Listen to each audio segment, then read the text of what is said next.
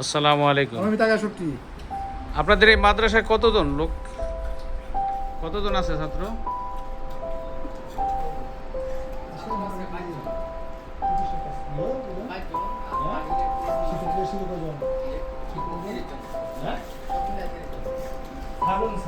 সব মিললে 30 জন, মানে শিক্ষক? হ্যাঁ,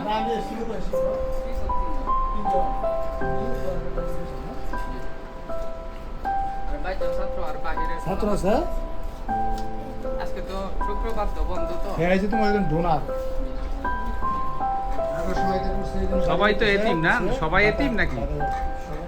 ডাইনিং হাউসের জেনারেল ম্যানেজার স্যার গার্মেন্টস আবার আচ্ছা যাক, এলো জাকির ভাই। জাকির ভাই এলো।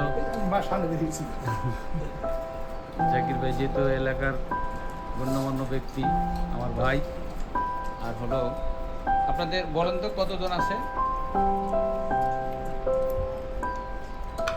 ছাত্র আবাসিক আছে 22 জন, অনাবাসিক 5 জন। আপনাদের এই মাদ্রাসার খরচ কিভাবে আসে?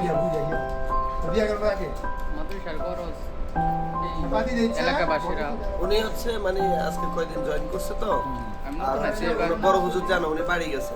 আচ্ছা আচ্ছা। এমনিতে টোটাল শিক্ষক সহ 30 জন মতো আছে।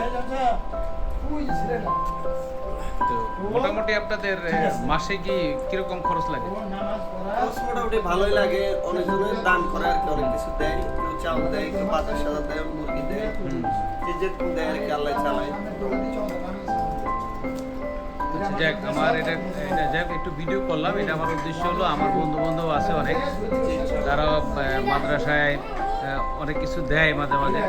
তো আমি ওদের উদ্দেশ্যে বলবো যে তোমরা এবং আপনারা, আমার বন্ধু বান্ধব যারা আছেন, আত্মীয় স্বজন যারা আছেন, যদি মাদ্রাসায় দান করার ইচ্ছে থাকে, তাহলে এই একটা মাদ্রাসা আছে একদম সলিড, পরিপূর্ণ সলিড গাজীপুরে। আমার গাজীপুরে যে আমি বাড়ি করছি একদম পাশাপাশি।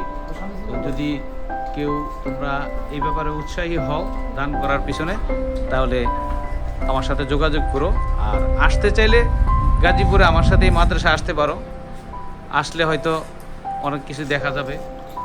তো এই ছেলেপেলেগুলারে এদের খাবারের জন্য, পড়াশোনার জন্য ইনশাল্লাহ সবাই মিলে কিছু সহযোগিতা করব আমরা। আর এই ঘরটা হলো টিনের ঘর, তো অনেক গরম। এটার উপরে যদি কিছু দেওয়া যায় তাহলে হয়তো ওদের গরমটা কম লাগবে। আর গরিব জায়গা ভালো লাগে আর হ্যাঁ, এই যে ওদের টয়লেট, গোসলখানা এটি মোটামুটি আছে। তো আস্তে আস্তে উন্নতি হবে। তা আমরা চেষ্টা করব ওদেরকে কিছু সহযোগিতা করার জন্য, ঘর দোরগুলো ভালো করার জন্য। আমরা বেতন দিই না, বিনা বেতন পুরো না সেটা ঠিক আছে, এতিমখানা যেহেতু, পুরো এতিমখানা এটা। খুশি হয়ে যাবে। যাক, আমরা চেষ্টা করব এই মাদ্রাসার জন্য কিছু করার জন্য। আল্লাহ হাফেজ।